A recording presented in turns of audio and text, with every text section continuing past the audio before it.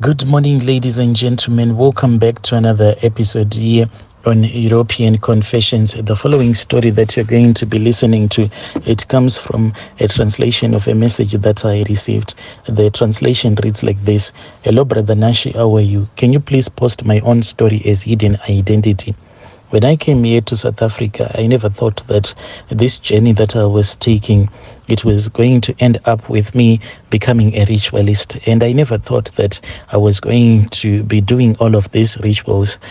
All that I wanted was to fix myself. I was having these problems whereby whenever I'll be on my periods, I'll have so much pain, so much that for 3 weeks after my periods, I'll be having this pain. And when my husband will try to sleep with me, my husband will actually tell me that my womb is kind of like swollen. So my husband then got tired of me. He then started dating his Xhosa woman. But I found out about this Xhosa woman when I came here to South Africa. Me and my husband, we met in high school and we started dating each other, and he impregnated me. After he had impregnated me, I went and I started staying at his homestead, and I could not go to school anymore. And we had our first child. When me and my husband had our first child, he continued dating those other girls that we went to the same school with, and this hurt me a lot. The second time around, when I fell pregnant, that was when my husband came here to South Africa, and he totally ignored me. I went into labor not knowing what my child was going to wear. There was no preparation at all, no baby clothes that had been bought. I just went there not having anything. Then my mother-in-law, she was the one who went to the shops. She rushed to the shops whilst I was in labor pains. Then she went and she bought some of the baby wears that she could buy since we had no money. Then she came to the clinic where I was at. That is how I gave birth, Brother Nashi. When we returned back to the village, things were really hard. There was no food at all for us to eat. Worst of all, when I was pregnant, things were really bad. And then my in-laws said, "Oh, daughter-in-law, we can see that you are suffering. Your husband has totally forgotten about you. And from what we hear is that he has made a lot of money. Can you try to go to South Africa so that you can speak with him on our behalf, so that he can just try to return back home and take care of us?" So that is how I ended up coming to South Africa. As for my father-in-law, he was the one who financed the trip for me to come to South Africa. What he did is that he sold some of his gods, but the money was not enough because the Malaysia wanted more money. Even though my father-in-law had sold some of his gods, but it was never enough because the Malaysia said, "You must give me your cow." That is what my father-in-law did. He took one of his livestock and gave it to the Malaysia, and he then transported me to South Africa. When I came here to South Africa, there were some people that were staying in that location where my husband was now staying with his new Xhosa wife. They were the ones that were giving me the directions. I arrived in the location, and they came and they picked me up at the place where the Malaysia left me. And we went to that location, and when I got to the place where he was now staying, they said, "We do not want that woman to see that we are the ones that have showed you the place where your husband is staying."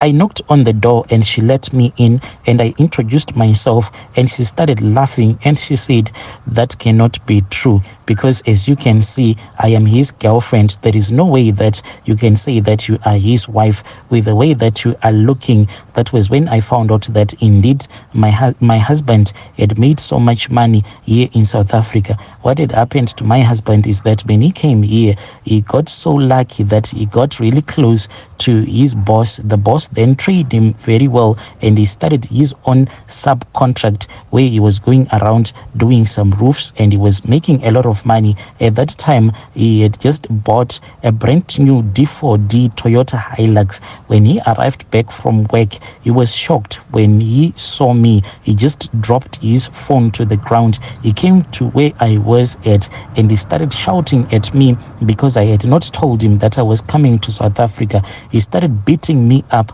He wanted to impress his Xhosa woman. I then walked out and I was crying. I didn't know what to do.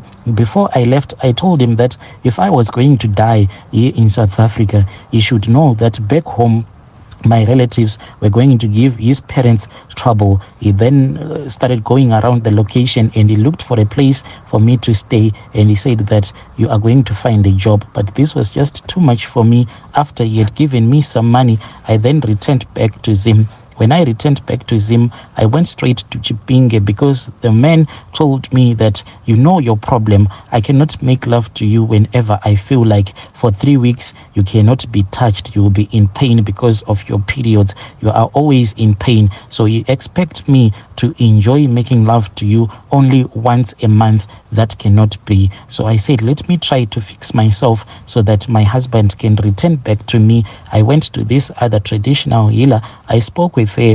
That lady told me that she was going to assist me, and indeed this lady assisted me. What she did, Brother Nash, is that she took some worms and she placed them inside some bottles. When I looked at these worms, they were actually breathing. She then tied them around my waist. I traveled from Chipinge coming back to the village where I was staying, and she told me that for 2 good weeks I was supposed to keep this rope around my waist and those worms around my waist because they were protecting me from the charms. Because what had happened was that when I started going on my periods, one of my mother's sister, she is late now, she has since passed away.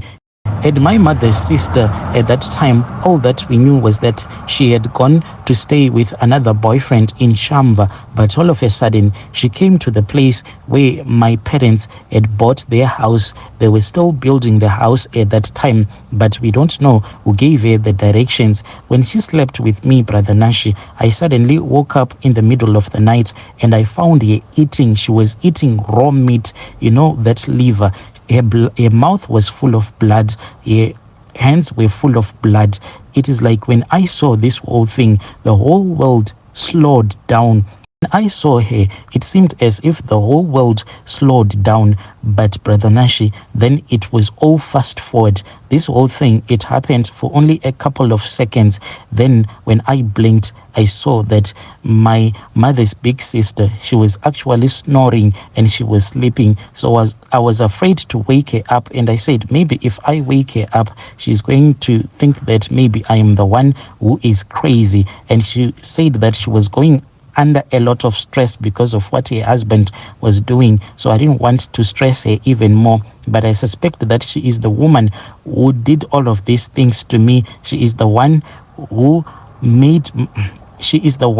used these charms against me so that whenever I was on my periods, I will have these painful periods. She didn't want me to enjoy marriage by the time that I would have gotten married. Back to my story. After 2 weeks, I returned back to that traditional healer in Chipinge, and I spoke with her and I said, when I was home, what was happening is that when I will be walking around, I will be picking up money, not knowing where this money was coming from.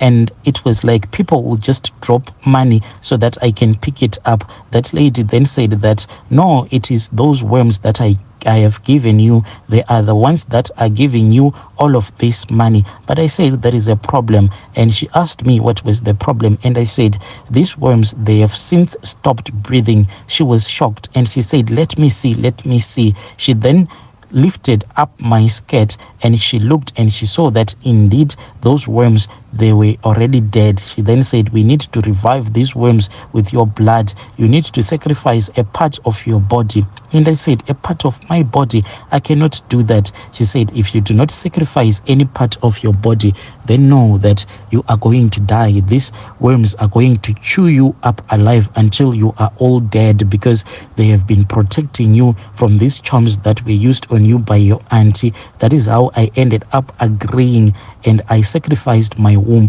This woman, using her magic and powers, she then removed my womb. She then said that those worms that I tied around your waist, they are going to be feeding on your womb. And once they have finished feeding on your womb, then you are going to die. So this is the deal that I did with the devil. I sold my womb. I was given these 6 worms. Each and every year, when I look at that glass bottle that I have in my house, I can see that these worms, they are actually chewing up on my womb, because I can see that my womb is no longer filling that glass bottle as it used to, but it keeps on going down and down. It is because these worms, they are chewing up on my womb.